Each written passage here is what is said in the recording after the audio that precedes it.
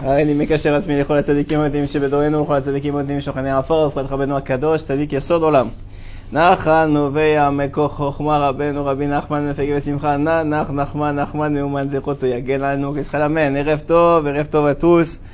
Bezrat Hashem et Satan Ishmaya. J'espère que le son est bon et qu'on va pouvoir ensemble partager la Torah de Rabbeinu encore une fois.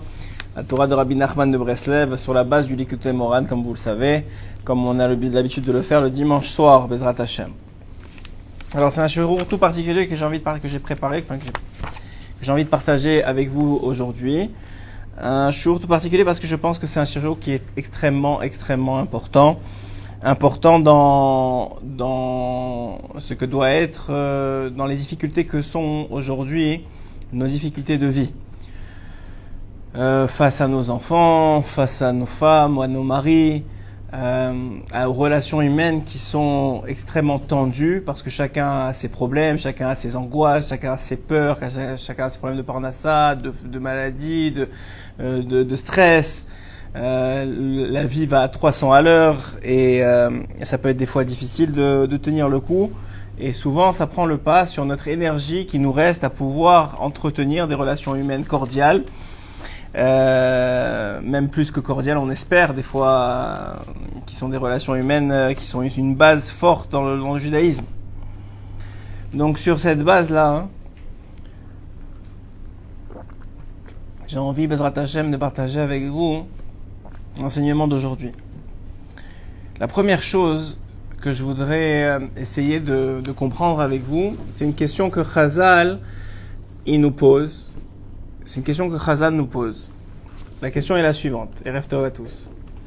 La question est la suivante. Ce Shabbat, on a étudié la paracha de Vaetchanan.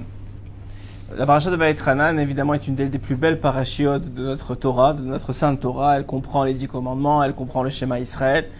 Mais elle commence avec ce mot-là, Vaetchanan, Gematria 315, qui est le nombre de...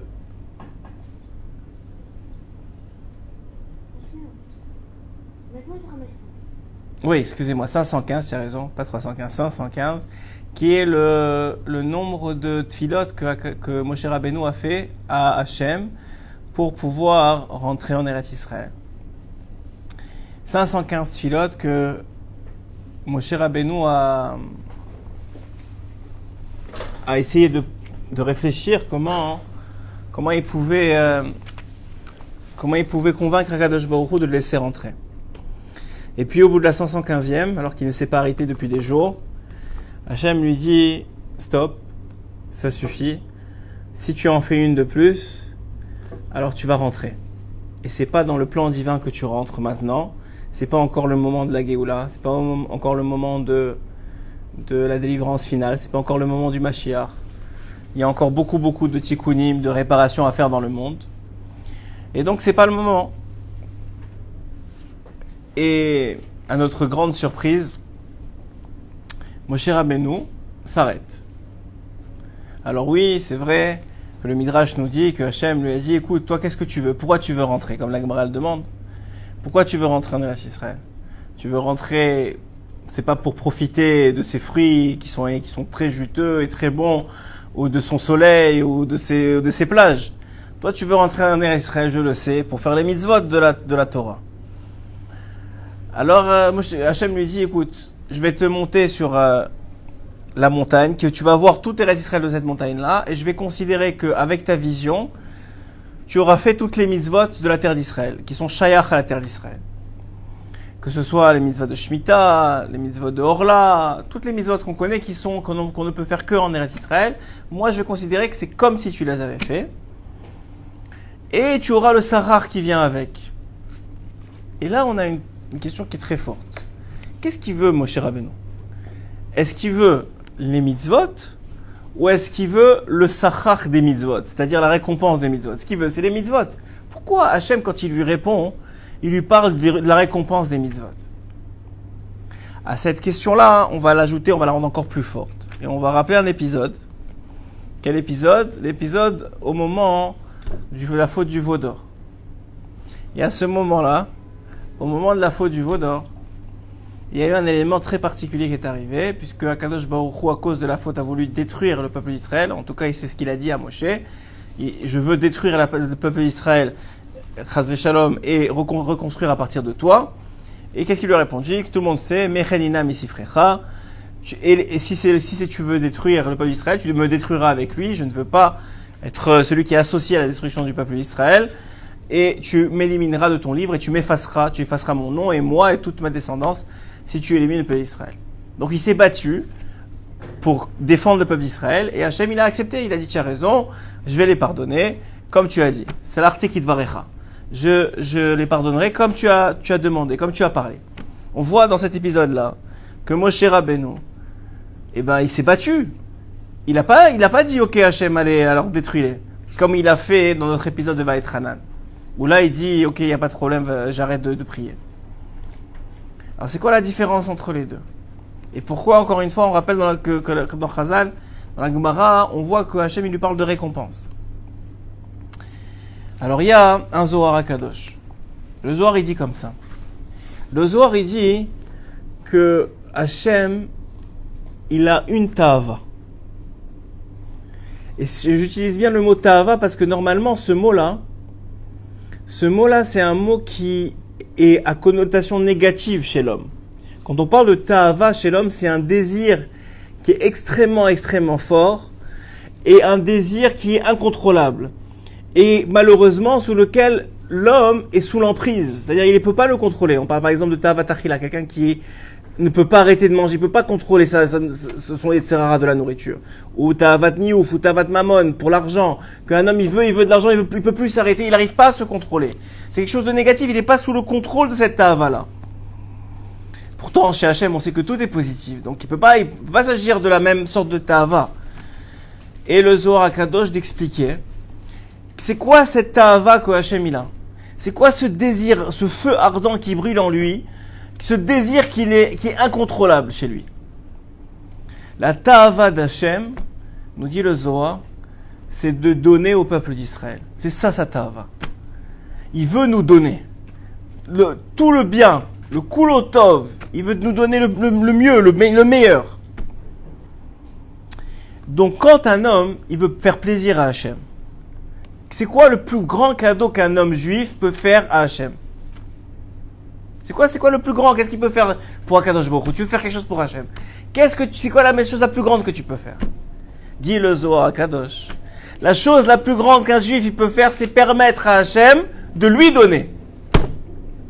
Permettre à Hachem de lui répandre sur lui le shefa, la bénédiction, la parnassa, la santé, tout. Permettre à Akadosh Baruch Hu de nous donner. C'est ça qu'on peut faire, la plus grande chose qu'un homme peut faire pour Akadosh Baruch Hu dans ce monde. Il dit le Zohar, et comment un homme il fait pour pouvoir faire qu'Hachem il lui donne, ou pour permettre à Hachem de lui donner? Alors dit le Zohar, le shefa, l'abondance, le don d'Hachem, il descend toute la journée sur le monde. La seule chose qu'un homme il peut faire pour Hachem, c'est de ne pas bloquer ce shefa, de ne pas arrêter ce shefa. Comment un homme il peut arrêter ce shefa? On le sait, par des avérotes par exemple. Quelqu'un qui fait une avéra, il arrête le shefa qui peut lui arriver, il empêche le shefa de descendre, ou il transforme le shefa en une avéra. Et la lumière d'Hachem, elle se transforme, elle s'en va dans le parc, dans la poubelle. Ça, c'est une façon. Et on va voir ici quelque chose de beaucoup plus nuancé. Mais d'abord, on va répondre à la question. La question sur Moshe Rabbeinu. Pourquoi est-ce que Hachem lui dit, tu vas monter sur la montagne, tu vas voir Eretz Israël, et ça va être comme si tu as fait les mitzvot, toi qui veux tellement faire les mitzvot, et tu auras le Sahar. Mais Moshe, il n'a rien à faire du Sahar. En vérité, Moshe, oui, il en a à faire du Sahar. Mais pas pour lui-même. Ça veut dire, quand il s'agissait que Hachem lui recrée un peuple à partir de lui, et que maintenant, toute la terre va lui appartenir à lui, et que maintenant ça, il n'en veut pas, ça. Ce Sahar-là, il n'en veut pas. Cette récompense-là, il n'en veut pas. Par contre, quand c'est le Sahar, c'est la récompense qui fait plaisir à Hachem de donner, alors ça s'appelle plus qu'il prend de Hachem. Ça s'appelle que Moshe, il donne à Hachem. Et ça, il est intéressé, Moshe. Moshe, il veut faire les mitzvot pourquoi? Il veut faire les mitzvot pour faire les mitzvot stam? Non, il veut faire les mitzvot parce que c'est la façon qui peut permettre à Hachem de lui donner ce qui est le plus grand ta'avat d'Hachem pour l'homme. Ça veut dire, vous imaginez comment Moshe il pense. Moshe il est là, il dit, il y a la mitzvah dans la Torah. Hachem il nous a demandé des choses. Pas pour nous contraindre, pas pour nous punir, pas parce que c'est difficile, non. Parce qu'il veut pas qu'on mange le pain comme le dit le Chovot Alevavot et aussi le Mesilat Yesharim, pour pas qu'on mange le pain de la honte. Quand on arrivera devant Akadosh Baruch Hu à 120 ans, Hachem il veut donner Shalem. Vous savez, il y a toujours des gens, ils sont toujours mal à l'aise quand vous les invitez chez vous. Ils sont pas bien, ils sont pas à l'aise, etc. Mais dès qu'ils vous reçoivent chez eux, ils sont les plus contents du monde. Ou l'inverse, il y a des gens, quand ils viennent chez vous, ils sont très contents, etc. Mais ils savent pas recevoir. Il y a des gens, c'est des catégories de personnes. Mais on va dire que celle qui, la première que je vous ai décrite, elle est assez bizarre. La personne, elle est mal à l'aise toujours chez les autres, mais chez elle, elle aime recevoir, elle aime distribuer. Ça, c'est parce que, alors quel est le plus gros cadeau que tu peux donner à cette personne-là? D'aller chez lui, c'est-à-dire de le visiter. Hachem, c'est la même chose. Il sait pas vraiment prendre le côté la halachot, c'est-à-dire Rabbi Nathan dans les côtés halachot, il explique que la seule chose que Hachem il prend dans du monde, c'est les tfilotes de Ham Israël. On a fait un shiur sur ça. C'est les prières de Ham Israël, ça il prend. Mais le reste, il prend rien, il a besoin de rien Hachem. Par contre, il a une ta'ava, il a un désir, un ta'anoug même, un plaisir dans ce monde. C'est de pouvoir distribuer du bien à ses créatures et en particulier au peuple d'Israël. Mais le problème, il est quand le peuple d'Israël, il bloque ce shefa-là. Soit parce qu'il ne respecte pas les mitzvot et la Torah, parce qu'il va, ou pire, qu'il fait des avérotes, ou même encore plus. Et là, on va voir qu'est-ce qui est le plus difficile. Un homme, il peut respecter la Torah, il peut faire les mitzvot, il peut s'empêcher de faire les avérotes, et quand même bloquer le shefa que Hachem veut lui donner. Ça, c'est le chidouche de Rabbeinu, parce que ce que je vous ai dit jusqu'à maintenant, normalement, vous deviez déjà le savoir à peu près. Mais là, on va rentrer dans ce que Rabbeinu nous apprend. Donc, c'est quoi le chidouche, le vrai chidouche? Le vrai chidouche, c'est quoi? C'est quand un homme, il est triste, alors il bloque l'abondance qui doit lui revenir, que Hachem veut lui donner. C'est-à-dire, il peut avoir fait les mitzvot, il peut ne pas avoir fait d'averot, il s'est rendu, il s'est levé le matin, etc.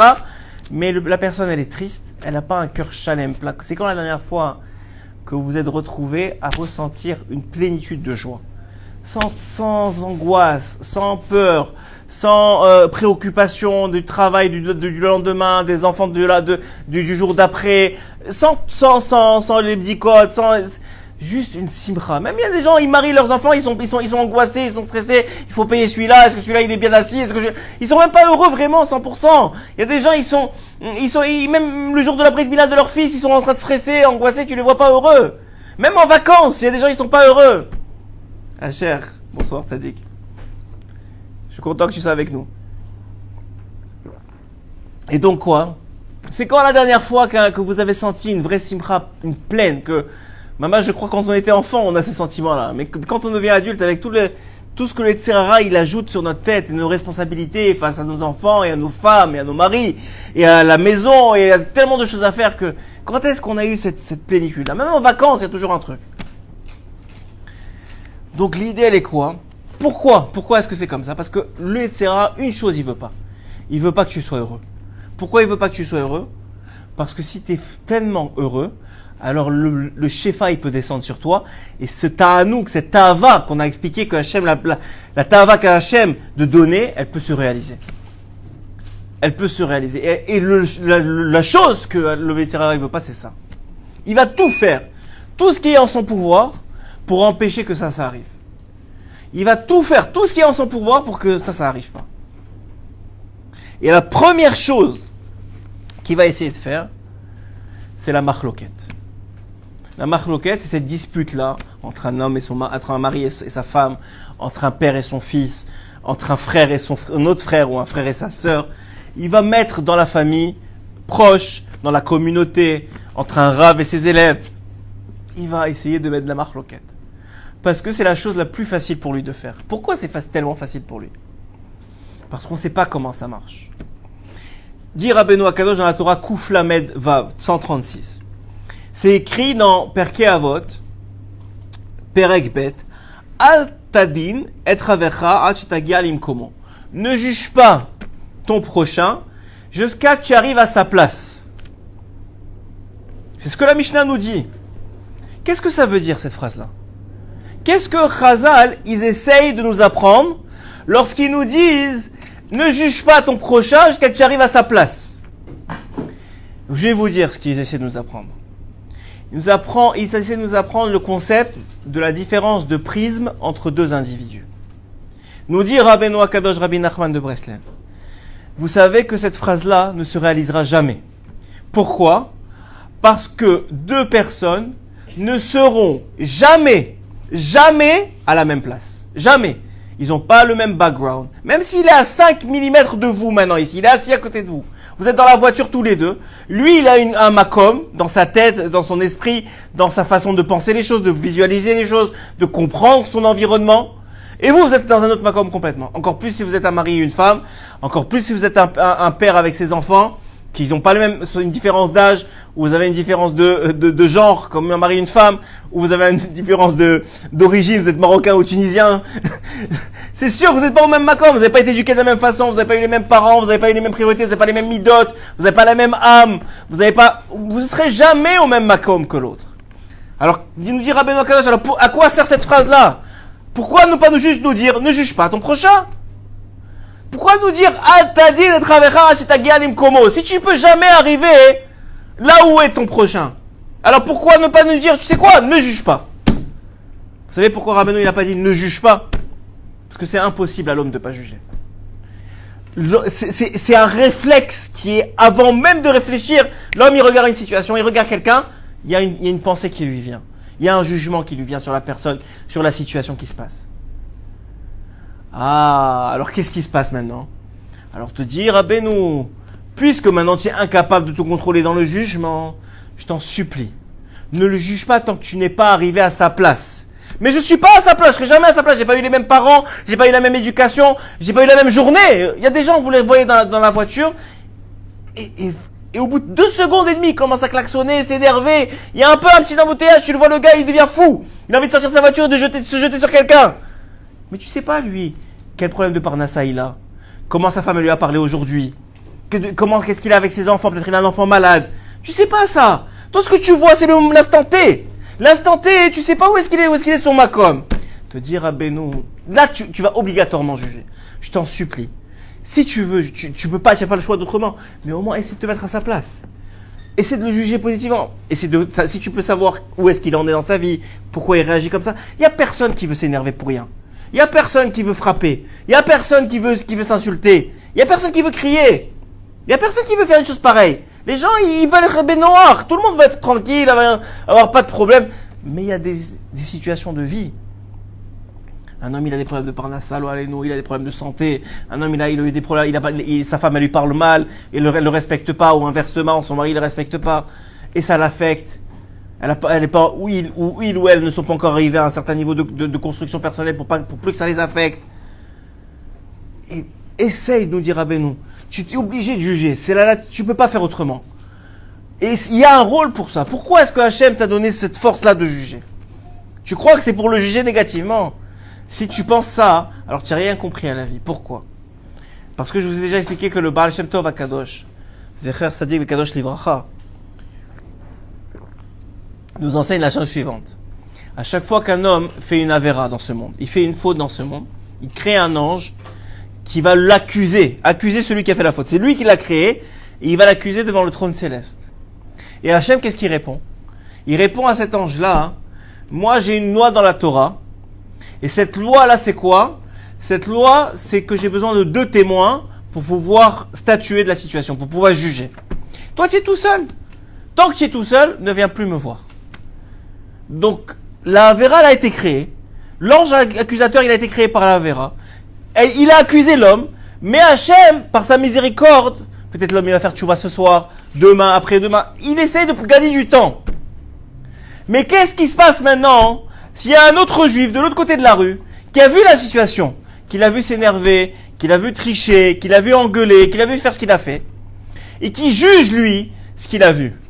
Parce qu'il n'est pas dans son makom, et que lui, comment il juge les choses? Il juge les choses avec ses yeux à lui, avec son background à lui, avec sa compréhension à lui, avec son éducation à lui. Et quand il le juge avec son makom à lui. Il le juge négativement parce que lui, il n'est pas où il est l'autre. Et en plus, pire encore, la nature de l'homme, c'est d'essayer de s'enorgueillir de l'autre. De dire, au moins, moi, je suis pas comme lui. Au moins, je suis pas ce makom-là, heureusement. Et d'utiliser l'autre pour s'élever lui-même parce qu'il n'est pas capable de s'élever tout seul. Donc, qu'est-ce qui se passe? Il juge négativement. Et là, un autre ange monte. Et à ce moment-là, ça fait l'ange de la Havera, plus l'ange du jugement. Et à ce moment-là, la personne, elle va être jugée. À cause de ce deuxième jugement. Elle va être jugée, elle va recevoir une conséquence à son acte. Qu'elle aurait pu faire tchouva sur cet acte-là, elle ne rien recevoir du tout. Mais malheureusement, elle va recevoir une conséquence à cause de la personne qui a parlé sur elle, qui a fait du lachonara, ou qui l'a jugé simplement même avec sa tête. Simplement à cause de ça. Nous dit Rabbeinu Akadosh, Zeu Mashe Amrou, c'est ça qu'ils ont dit nos sages. Have dalet kol adam le kaf srut. Essaye de toutes tes forces, de juger chaque personne selon son mérite. Ça veut dire quoi selon son mérite? Tu vois un gars, il est Mechalel Shabbat. Il est Mechalel Shabbat, c'est très grave. Mais tu peux dire, il n'a pas été éduqué comme ça. Tu peux trouver des circonstances atténuantes. Peut-être il amène quelqu'un à l'hôpital. Comme il faisait le Rav Esraïm à l'époque.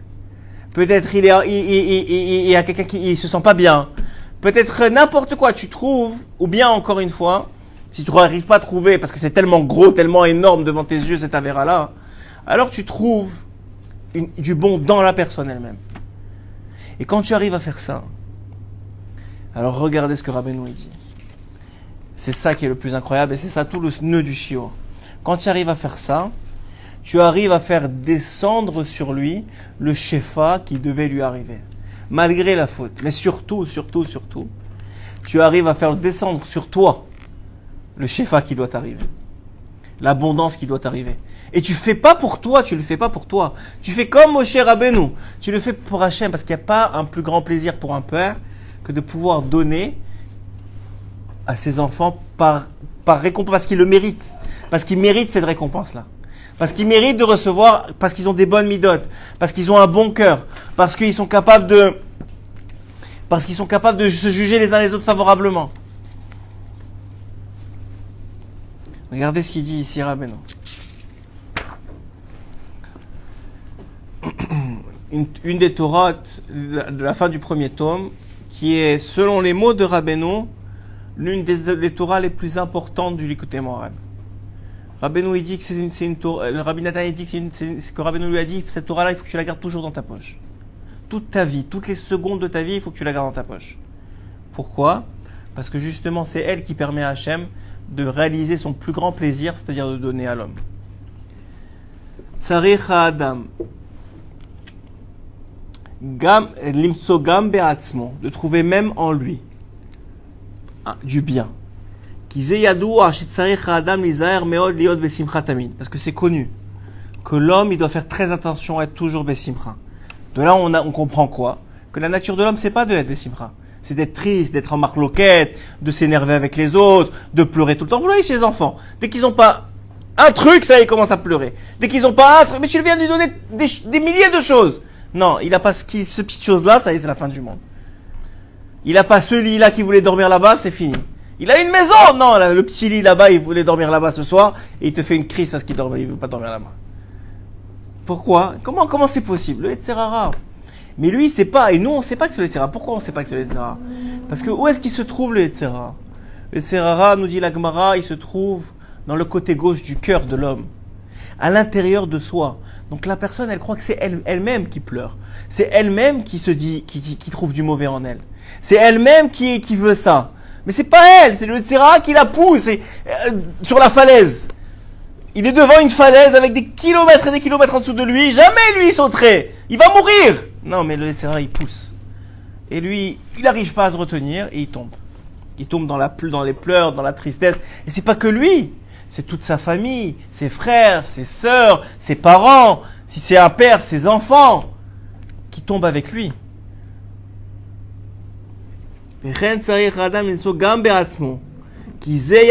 C'est connu שצריך האדם להיזהר מאוד להיות בשמחה תמיד. Il faut se battre pour être heureux. ולהרחיק, éloigner la עצבות מאוד מאוד. רבנו il dit 2 fois מאוד. Il faut éloigner la tristesse מאוד, beaucoup, beaucoup. Rarement il dit 2 fois מאוד. Comme dans la Torah d'ailleurs. On voit quelques fois dans la Torah מאוד מאוד. C'est rare. Et même si maintenant il va regarder en lui-même, il va voir qu'il n'y a pas du bien en lui. Parce qu'il voit le Yetzirara, il voit ce qu'il a en lui, il voit qu'il n'est pas bien. Mais il est plein de fautes. Mais c'est ça, c'est vrai que là c'est un grand chidouche qu'on a eu ce Shabbat dans le Shiur, que j'aimerais partager avec vous. Le Yetzirara, il n'utilise pas toujours du mensonge. Des fois, il utilise des vérités. C'est-à-dire que toi, tu te regardes, et pourquoi tu es triste? Parce que tu vois qu'il y a plein de fautes, tu n'es pas quelqu'un de chalem, tu n'es pas quelqu'un d'entier, tu n'es pas parfait. Il y a plein de fautes, des mauvaises midotes, des traits de caractère, des choses que tu aurais pu faire mieux, et que tu n'as pas réussi à faire. Toutes ces choses-là, elles t'empêchent d'être heureux. Mais tu dis, mais c'est la vérité. C'est qui je suis. C'est pas que je me mens à moi-même. C'est la vérité. Il dit Rabbeinu Akadosh, cette vérité-là, c'est du Yetzirara. Cette vérité que tu te dis à toi-même, je cherche en moi-même et je vois tout le mal. Ce mal-là, c'est du Yetzirara. C'est vrai, mais c'est du Yetzirara quand même. Tu dis, mais comment je vais faire pour avancer alors? Si je ferme les yeux sur tout le mal qu'il y a en moi. Ou autrement, un mari et sa femme, et le mari dit à sa femme des choses qui malheureusement sont blessantes. Il n'aurait pas dû dire. Mais lui aussi, il l'a dit pour sûrement des raisons qui sont propres à lui. Qu'il n'est pas bien dans sa peau, qu'il est angoissé à cause du travail, qu'il est angoissé à cause des enfants, qu'il est fatigué. Il n'y a personne qui est méchant naturellement. Sachez que l'homme est bon par nature. Il a été créé bon. C'est seulement tout le rat, toute la folie de ce monde qui l'amène à devenir un peu plus fou chaque jour. Et Rabbeinu, il dit, la seule chose qu'un homme il peut arriver à faire, c'est dans l'histoire du roi et du serviteur du roi, qu'il y a une récolte.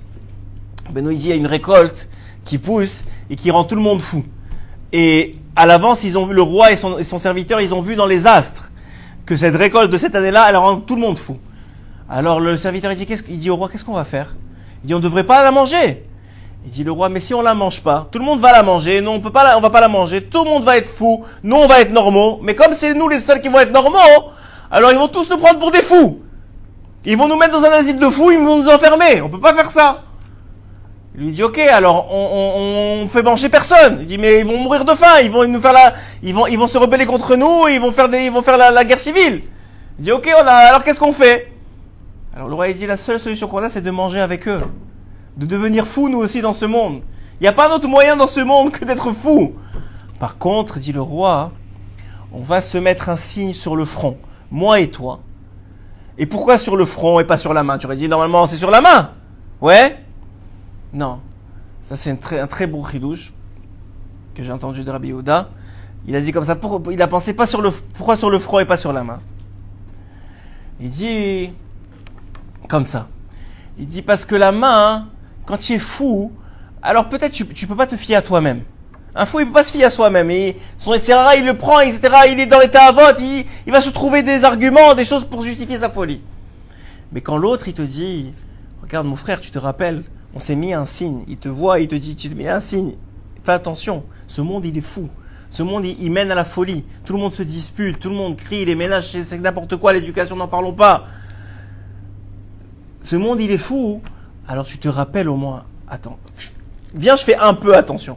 Même si je suis fou, même si ce monde il est fou, j'essaie un peu, quelques heures par jour, d'aller courir, me réfugier dans le Beth Midrash, d'ouvrir un livre de Torah, de faire Shabbat, de faire quelques mitzvot, de m'attraper à la tfila, d'essayer de lire les mots comme il faut, d'écouter un shiur Torah, d'essayer un tout petit peu, même un tout petit peu, quelques gouttes de vérité, quelques gouttes d'intégrité, quelques gouttes qui vont me permettre de survivre dans ce monde de fous.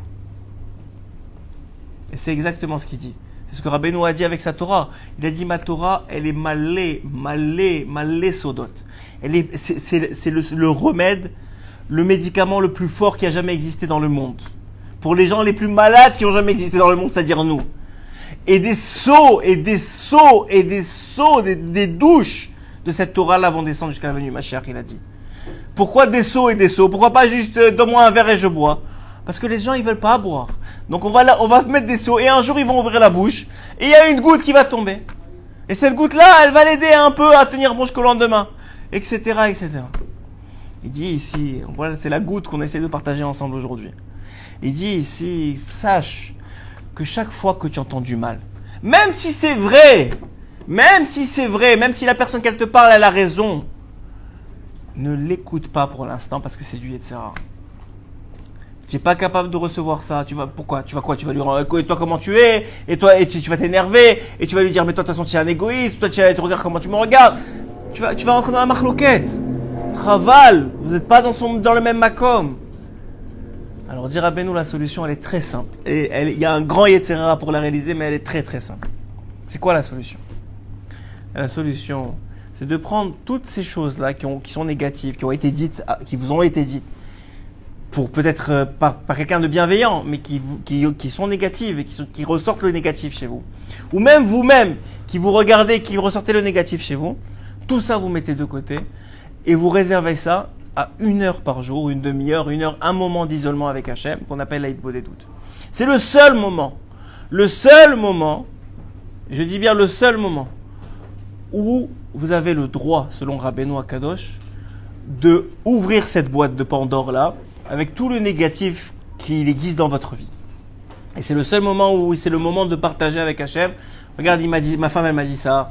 Je pense qu'elle a raison. Et je pense qu'elle a raison, en tout cas en partie, même si elle l'a pas dit de façon que j'aurais pu penser que c'était la bonne façon de faire. Mais en tout cas, je pense que c'est comme ça. Ou mon père, il m'a dit quelque chose. C'est vrai que ça m'a pogué à bi. Ça m'a fait du mal sur le moment. Mais la vérité, je pense qu'il avait raison. Hachem, aide-moi à travailler sur ça. Ou peut-être, je pense qu'il a tort. Hachem, s'il a tort, montre-lui qu'il a tort. Et c'est seulement avec Akadosh Baruch Hu. Ne réglez pas votre linge sale avec l'autre. Ce qu'il disait tout le temps, en tout cas souvent, le Rabbi Israël Berodesser. Il disait, moi je ne parle pas avec le Yetzirah. Le Yetzirah, ça peut être l'autre, ça peut être vous-même. Il est là, il est présent à l'intérieur du cœur de l'autre et de vous-même. Oui? Ça veut dire que vous croyez que c'est vous, mais c'est pas vous, c'est du Yetzirah. Vous croyez que c'est vous, mais c'est pas vous. Quelqu'un qui s'énerve, ça peut pas être lui. Lui, il a été créé à l'image de Dieu. Dieu, il s'énerve pas une seconde. Il s'énerve pour le bien, il s'énerve de la bonne façon. Pas comme nous, on s'énerve. Quelqu'un qui est kamtsan, qui est égoïste ou qui est radin, c'est pas lui. C'est les midot raot qui ont été prises de génération en génération, qui ont été prises de Gilgoulim en Gilgoulim. C'est pas la personne. Quelqu'un qui est gaftan, qui est orgueilleux, il compense le mal qu'il voit en lui, il se montre plus qu'il est. Vous savez, il y a 2 sortes d'orgueil. Il y a celui qui n'a rien et qui dit qu'il a tout. Moi j'ai, en vérité il n'a rien, que ce soit dans les midot ou dans l'argent. Ça c'est une forme de gava, d'orgueil. L'autre forme d'orgueil, c'est celui qui a beaucoup, mais qui dit j'ai rien. Non, moi j'ai rien. Que ce soit dans les midot, il peut aider, non, je peux pas. Ou dans l'argent. Il dit, moi, j'ai rien. C'est 2 formes de gava. Rabbeinu, il dit, l'humilité, c'est savoir qui on est. Qu'est-ce qu'on a? Qui on est vraiment? Vous pouvez pas... vous savez sûrement, vous vivez dans ce monde. Vous entendez dans la famille, dans les familles, combien de disputes entre les mariés et leurs femmes? Combien de disputes entre les enfants, entre eux? Combien de disputes entre les parents et les enfants? Pourquoi? Parce que chacun il cherche pas le bien de l'autre. Il cherche d'avoir raison. La personne, elle cherche à avoir raison. Elle cherche à asseoir son autorité. Elle cherche à ce qu'on l'entende, à ce qu'on l'écoute, à exister dans les yeux de l'autre. Mais si tu existais par toi-même, à travers ta relation avec Hachem, tu n'aurais pas besoin de ça. Tu serais dans la relation de l'autre seulement à vouloir donner, à vouloir faire plaisir à l'autre. Et même avec Hachem, tu serais comme Moshe Rabbeinu, qui veut seulement recevoir d'Hachem parce que ça fait plaisir à Hachem de donner. Alors comment on arrive à ça? Comment on arrive à cette étape-là? Comment on arrive à cette étape-là? De pouvoir être tellement construit que notre relation avec autrui, elle n'est plus dans la difficulté, elle n'est plus dans les cris, elle n'est plus dans l'aigreur, elle n'est plus dans la dispute. Comment on arrive à ça? Alors Rabbeinu, il donne le secret. Il dit qu'un homme, il doit se tuer pour être heureux. Il doit faire tout ce qu'il a entre ses mains pour être heureux. Pour être dans la joie.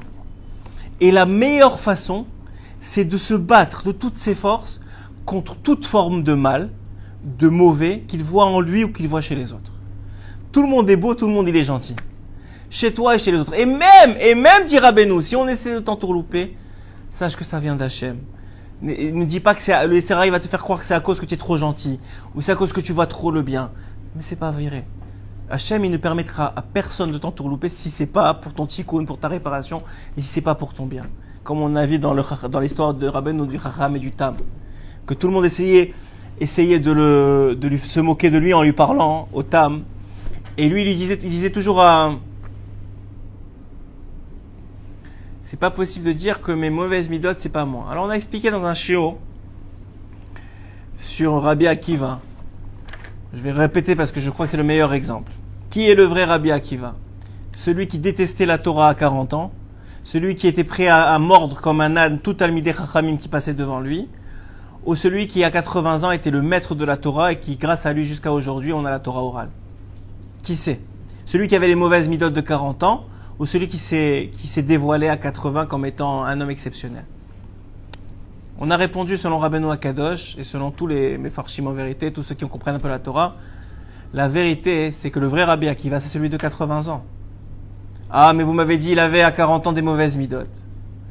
S'il vous plaît, fermez la porte. Il y avait avec lui des mauvaises midotes. Mais c'est pas lui. C'est des clipotes qui sont sur lui. C'est des écorces qui sont sur lui. Lui, c'est que du bien. Lui, il est que bien. Maintenant, il a des gilgulim, il a fait des fautes, il a des démons qui tournent autour de lui, il a des rourouchines, il a des vents contraires, comme c'est écrit que tous ceux qui fautent, c'est parce qu'il y a un vent qui est rentré en lui, un vent de folie qui est rentré en lui. Il y a des choses qui... Alors, de l'extérieur, on peut pas dire c'est lui, c'est pas lui, parce qu'on voit quelqu'un qui se comporte mal. Mais c'est pas lui. La preuve, c'est que Rabbi Akiva, le vrai Rabbi Akiva, c'est celui de 80 ans. Et la preuve, c'est qu'à 120 ans, tout le monde, chacun d'entre nous, on va arriver à 120 ans et on va nous montrer une personne, si c'est un homme avec une grande barbe blanche, des péotes, d'une sainteté extraordinaire, et on va nous reprocher de ne pas devenir cette personne. Alors on dit, mais c'est qui celui-là? Je dis, mais c'est toi si tu avais réalisé si tu avais réussi toutes les épreuves qu'on t'a envoyées. Toutes les petites épreuves qu'on t'a envoyées, si tu les avais réussies une après l'autre, tu serais devenu cet homme-là. Et c'est qui tu es vraiment, c'est ça ton vrai potentiel. Mais tu es resté avec tous les mauvais choix que tu as fait dans ta vie, toutes les disputes que tu t'es attrapé qui n'ont aucun sens, toutes les qui ont tué ton éducation, tué ton shalom bayit, tué ta parnassa. Et toi, tu as grand ouvert la porte Yetzirah de chez toi. Vous savez ce que dit le Ben Ishraï? Le Ben Ishraï dit quelque chose d'extraordinaire. Il dit, vous savez comment un homme, il mérite les nissim dans sa vie? Vous savez comment un homme, il peut mériter les nissim dans sa vie? Comment un homme, il peut mériter que Hachem, il se comporte avec lui plus que la normale, plus que la teva, plus que la nature? Il mérite des miracles dans sa vie. Vous savez comment il fait? Même des miracles qu'il ne mérite pas. Même des miracles qu'il ne mérite pas. C'est-à-dire que lui, par ses actions, il ne mérite pas ça. Mais Hachem va quand même se comporter avec lui avec des miracles. Vous savez ce que dit le Ben Ishraï? Comment? Avec une seule chose. Parce qu'il a mis Hachem dans sa vie. Il a permis à Hachem d'être avec lui dans sa vie. Il a cru qu'il était avec lui à chaque instant.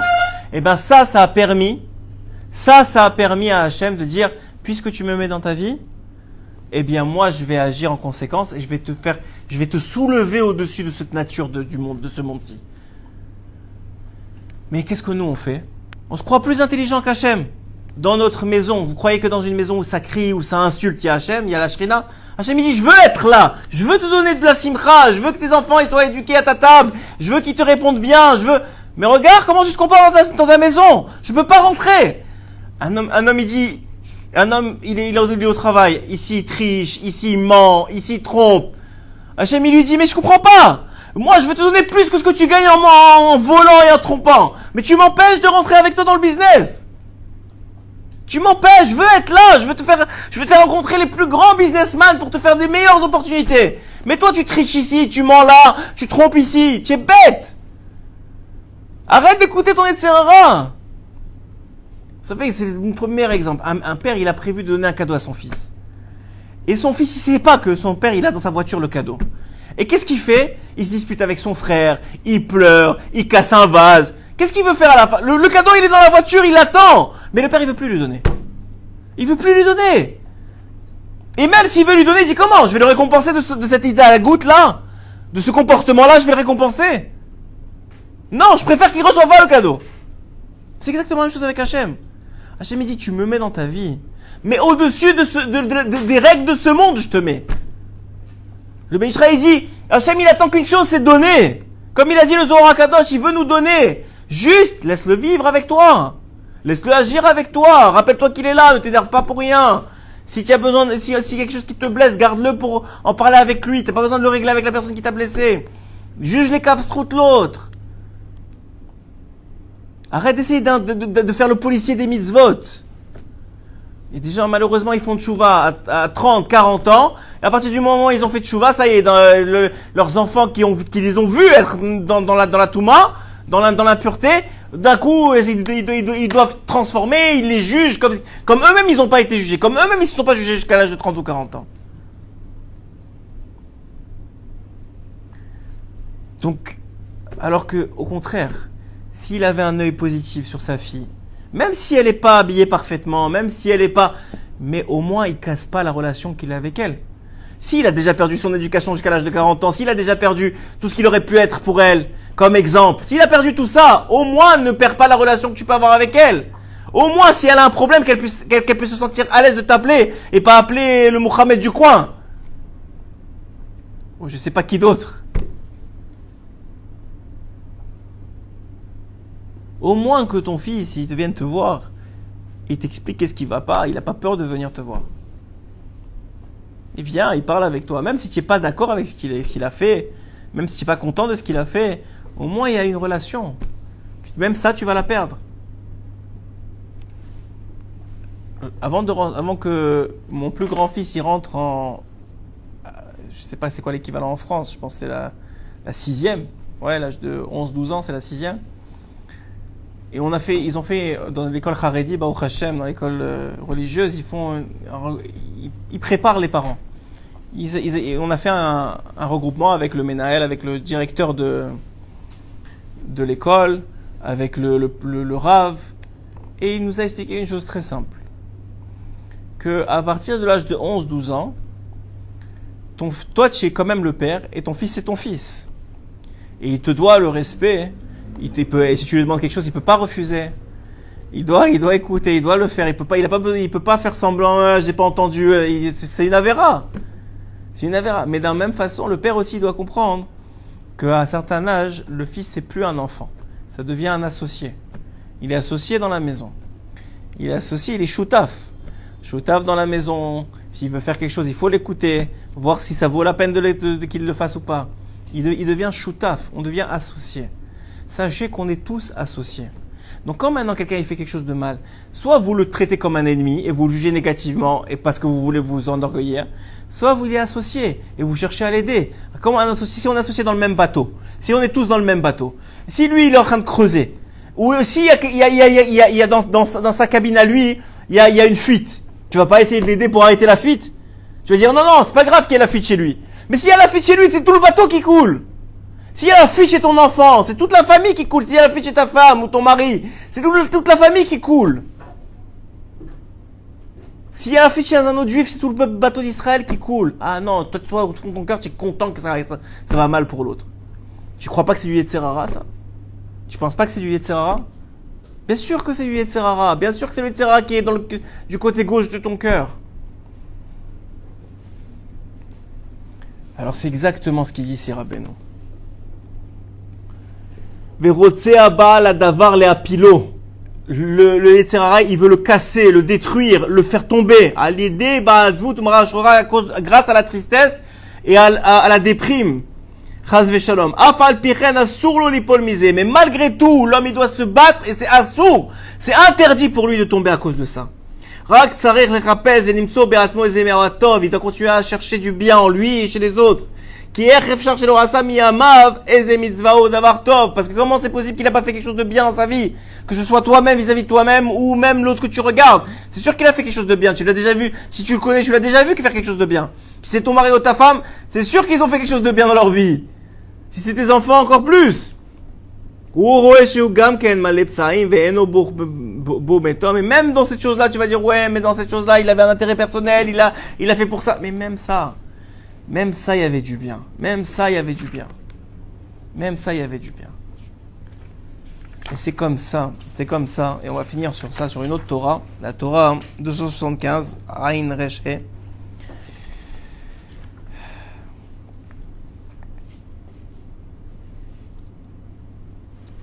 Qui va nous expliquer la chose suivante. Mais avant cette Torah-là, j'aimerais vous rapporter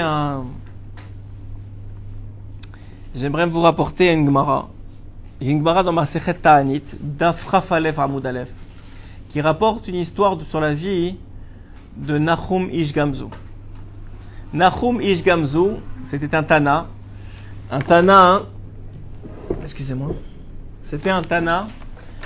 Un Tana, c'était donc un tzaddik des générations du premier temple, de la fin du premier temple, et la destruction de la fin du premier temple.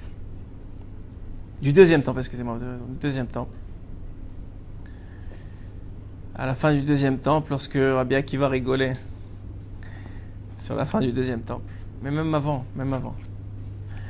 Et Nahum Ish Gamzu, c'était le maître de Rabbi Akiva. On l'appelait comme ça, Nahum Ish Gamzu, parce que il disait toujours Gamzu Letova. Même ça, c'est pour le bien. Hachem, il le fait pour le bien. Tout ça, c'est pour le bien. Pourtant, il y a un épisode de sa vie qui est rapporté dans cette Gemara, dans Masechet Ta'anit, qui est un peu incompréhensible avec tout le reste des autres histoires qui sont rapportées sur lui, où justement, il disait toujours que c'était pour le bien et Hachem lui montrait qu'effectivement, c'était pour le bien. C'est l'histoire où il est un jour dans une ville, à l'apogée de sa vie. Nahum Ish Gamzu était quelqu'un de très riche. Et il voyageait toujours avec 3 ânes. Un rempli de gâteaux, un rempli de boissons, et un rempli de nourriture. Un rempli de dessert, un rempli de boissons et un rempli de nourriture. Comme ça, il passait d'une ville à l'autre.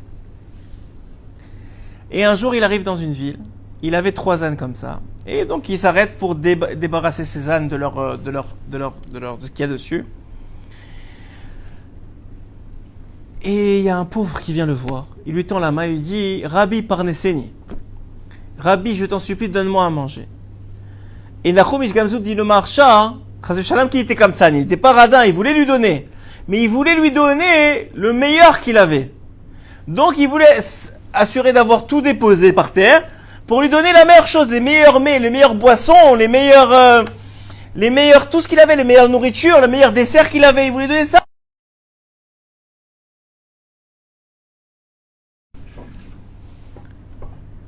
Mais le temps qu'il fasse ce petit mouvement-là de faire descendre les choses de son âne, le pauvre, il s'est étendu par terre, il s'est évanoui, il est mort. Et Nahum Ish Gamzu, à ce moment-là, il n'a pas dit Gamzu Letova. À ce moment-là, il n'a pas dit Gamzu Letova. Il n'a pas dit même ça c'est pour le bien.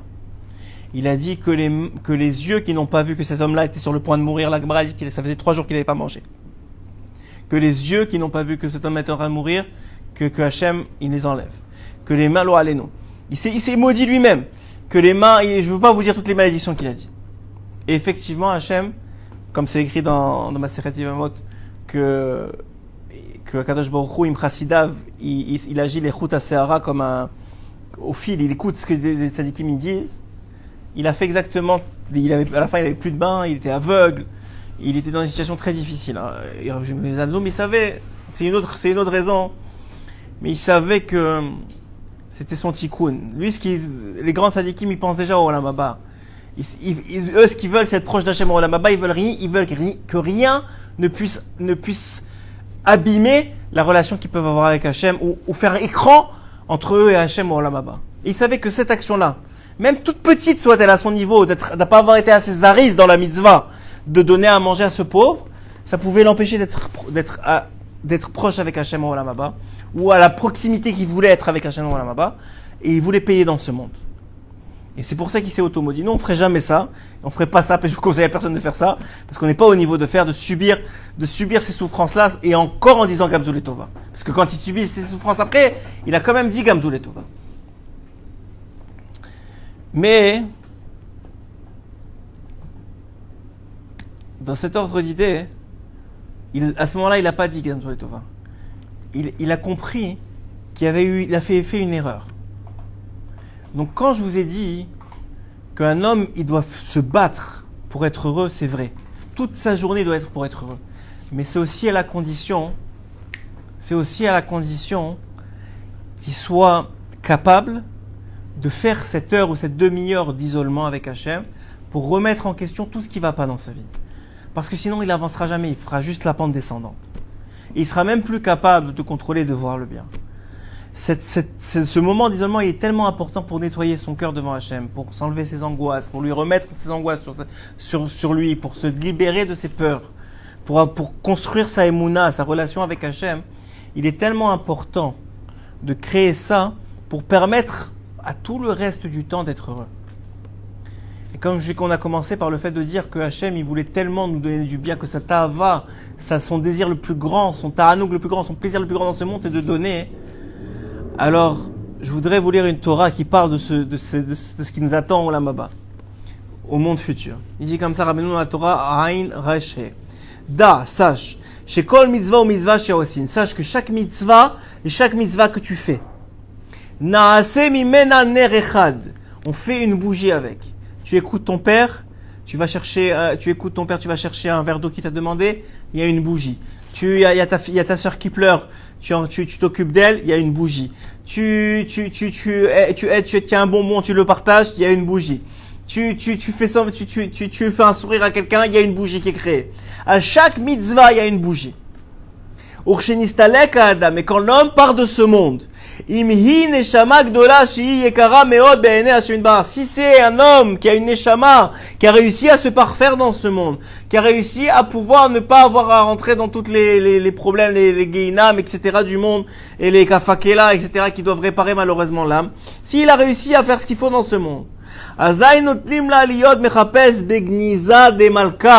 alors on donne à l'homme de rentrer dans un endroit qu'on appelle Gniza de Malka. C'est quoi Gniza de Malka? C'est le trésor du roi. Le trésor du palais du roi. Ça s'appelle Gniza de Malka. Le trésor du palais du roi. C'est pourquoi on le fait rentrer là-bas? Pour qu'il cherche, pour qu'il puisse chercher et prendre tout ce qu'il veut des trésors d'Hachem, du roi. Et c'est ça le but. De tout le plaisir du monde futur. Vous allez me dire quoi? Tout le plaisir du monde futur, c'est pas la relation avec Hachem, c'est pas d'être proche d'Hachem, c'est de recevoir des cadeaux, c'est ça. Mais si vous avez compris ce que je vous ai dit sur Moshe Rabbeinu, que ce qui fait le plus plaisir à Hachem, c'est de donner des cadeaux, que tu reçoives les cadeaux, alors le fait que tu puisses recevoir, c'est ça qui crée la relation avec ton père, avec Akadosh Baruch Hu, avec Avinu Sheba Shamayim. שיחפש ויקח לו מה שירצה מגניזה המלך יתברך וזהו תכלית כל תענוגי עולם הבא ולחיפוש צריכים נרות. Mais pour chercher, il fait noir dans cette chambre, il n'y a pas de lumière. Pour que tu puisses chercher dans ce monde, même si tu es quelqu'un de bien, que tu as le droit de rentrer, pour chercher dans cette pièce-là, il te faut des bougies. C'est quoi ces bougies? C'est toutes les mitzvot que tu as fait dans ce monde. Qu'est-ce qu'ils disent? Comment on cherche? Avec une bougie. Pourquoi? On a des lampes, on a des choses. Non, c'est Bedi Avad. Les khatrila, il faut une bougie. Pourquoi? Parce qu'il y a cette Torah-là. Il y a cet enseignement que même à Mabas, c'est avec une bougie qu'on cherche. Et pourquoi? Parce qu'une bougie, Ner Hashem Nishmat Adam, Chofes Kol Chadre Vaten. Ner Hashem Nishmat Adam, c'est avec la lumière d'Hachem. La lumière d'Hachem, c'est la neshama de l'homme. Et comment on fait ces nérotes-là, ces bougies-là, grâce aux mitzvot de l'homme? L'homme, il peut profiter de ces nérotes. Ner mitzvah. Ner mitzvah. On appelle ça ner mitzvah. Oui? Ner mitzvah. Pourquoi? Ner mitzvah. Pourquoi? Parce que justement, la mitzvah, elle crée une bougie, un ner. Vetzel elu anerot mechapes et aneshama achar estaklut begilniza de malka. Grâce à ces nérotes-là, dans ce beau palais qui est le trésor d'Hachem, alors ils vont pouvoir chercher et trouver des trésors. Les ebechinat bebetim chofshi kevan shemet adam naase chofshi mina mitzvot. Il dit, c'est pour ça que c'est écrit que les morts, ils sont chofshi, ils sont libres des mitzvot. En hébreu, libre, ça veut dire, on appelle ça chofshi, comme les vacances, c'est chofesh. Chofesh, c'est les vacances, on est libre, soi-disant, pendant les vacances, oui. Ça dépend pour qui, on va dire, hein. Et pourquoi c'est écrit chofshi? Aïnou bechinat achipus. Parce que chofshi, chet, pe, shin, c'est aussi les mêmes lettres que, c'est contenu dans chipus. Chipus, il y a aussi chet, pe, vav, shin. Il y a le vav en plus. Mais il y a chipus, chercher. Ça veut dire que, dans cette capacité d'être libre, oui, libre des mitzvot, parce que maintenant, oui, c'est vrai que dans le Rambam, tu peux plus faire de mitzvot, mais tu en as besoin pour chercher dans ce gniza des malchuta, dans ce palais du roi. Pourquoi c'est tellement important pour Hachem que tu puisses chercher? Parce qu'il veut te donner. C'est ça le but de la création de ce monde. C'est parce qu'il veut te donner du bien. Et le plus beau cadeau que tu peux faire à Hachem, c'est lui permettre de te donner. En étant heureux, en faisant les mitzvot, en faisant la Torah, en ne te disputant pas, en jugeant positivement toi et les autres, surtout les autres. En essayant de garder ses mains et ses pieds, de ne pas se disputer ni avec les bras, ni avec n'importe quoi d'autre. C'est comme ça que tu donnes, pas seulement à Hachem, à ton père, à tes parents, du nachat, à Vinu Sheba Shamaim du nachat. Et que toi-même tu ne bloques pas le shefa qui doit t'arriver. Amen, Kenny Ratson, que ces paroles de Torah soient les Nishma tous les Mété Israël, qui se rapprochent, qu'ils aient le droit de rentrer dans ce gnisa des Malchuta, et qu'ils soient capables, et qu'ils aient, grâce à cette Torah-là qu'on est en train d'étudier, qu'ils aient des lumières pour aller chercher encore et encore des trésors là-bas. Parce que c'est ça qui fait plaisir à Hachem. C'est ça qui fait plaisir à Kadosh Baruch Hu. Et Erev Tov à tous, merci d'avoir écouté ce shiur. À la semaine prochaine, Bezrat Hachem.